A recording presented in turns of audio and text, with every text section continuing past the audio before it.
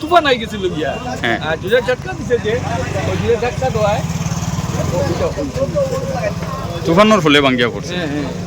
তুফানের যে জুড়ে ঝটকা দিছে কোনো ক্ষয়ক্ষতি হয়েছিল না, কোনো ক্ষয়ক্ষতি হয়েছে শুধু গেটটাই ভাঙ্গিয়া পড়ছে। গেটটা ভাঙছে আর রাইটা এখন সরাই দিয়ে ঠিক সন্ধ্যা 6 ঘটিকায় হঠাৎ মারাত্মকভাবে একটা তুফান এসেছে। তুফান আসার সঙ্গে সঙ্গে কাটিগড়ায় অনেক কিছু ক্ষতি হয়েছে।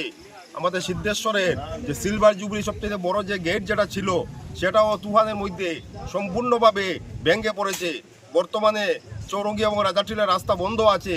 এখন ক্র্যাঙ্কের ব্যবস্থা করছে পূজা কমিটি। ক্র্যাঙ্ক ছাড়া এই গেটকে কোনো অবস্থায় সরানো যাবে না। আশপাশে আমরা খবর নিয়েছি, অনেক গাছ ভেঙেছে, সুপারি গাছ ভেঙেছে, অনেকের গাছের চালের উপরে গাছ পড়েছে, যে মারাত্মকভাবে এই এলাকার ক্ষতি হয়েছে।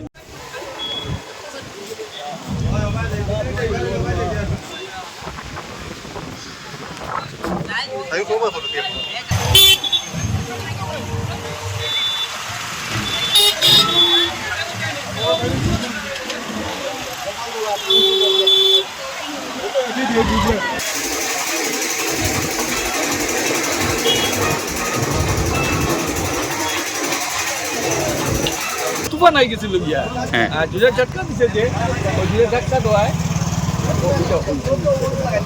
তুফানোর ফলে ভাঙ্গিয়া পড়ছে।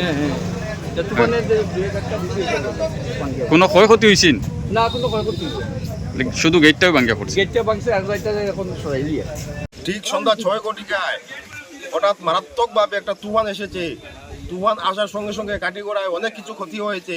আমাদের সিদ্ধেশ্বরের যে সিলভার জুবলি সবচেয়ে বড় যে গেট যেটা ছিল সেটাও তুফানের মধ্যে সম্পূর্ণভাবে ভেঙে পড়েছে। বর্তমানে চৌরঙ্গি এবং রাজাটিলার রাস্তা বন্ধ আছে। এখন ক্র্যাঙ্কের ব্যবস্থা করছে পূজা কমিটি।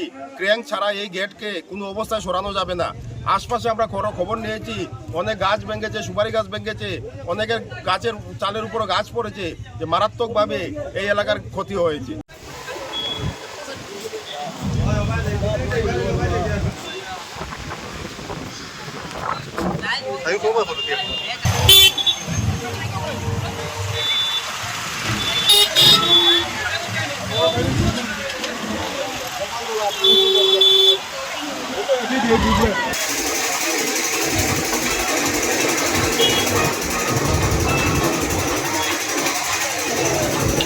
তুফান আই গেছিল গিয়া আর জুড়ে ঝটকা দিছে যে ওই জুড়ে ঝটকা দেওয়ায় তুফানোর ফলে ভাঙ্গিয়া পড়ছে। তুফানের যে জুড়ে ঝটকা দিছে কোনো ক্ষয়ক্ষতি হয়েছিল না, কোনো ক্ষয়ক্ষতি হয়েছে শুধু গেটটাই ভাঙ্গিয়া পড়ছে। গেটটা ভাঙছে আর রাইটা এখন সরাই দিয়ে ঠিক সন্ধ্যা 6 ঘটিকায় হঠাৎ মারাত্মকভাবে একটা তুফান এসেছে। তুফান আসার সঙ্গে সঙ্গে কাটিগড়ায় অনেক কিছু ক্ষতি হয়েছে। আমাদের সিদ্ধেশ্বরের যে সিলভার জুবলি সবচেয়ে বড় যে গেট যেটা ছিল সেটাও তুফানের মধ্যে সম্পূর্ণভাবে ভেঙে পড়েছে। বর্তমানে চৌরঙ্গি এবং রাজাটিলার রাস্তা বন্ধ আছে। এখন ক্র্যাঙ্কের ব্যবস্থা করছে পূজা কমিটি। ক্র্যাঙ্ক ছাড়া এই গেটকে কোনো অবস্থায় সরানো যাবে না। আশপাশে আমরা খবর নিয়েছি, অনেক গাছ ভেঙেছে, সুপারি গাছ ভেঙেছে, অনেকের গাছের চালের উপরে গাছ পড়েছে, যে মারাত্মকভাবে এই এলাকার ক্ষতি হয়েছে।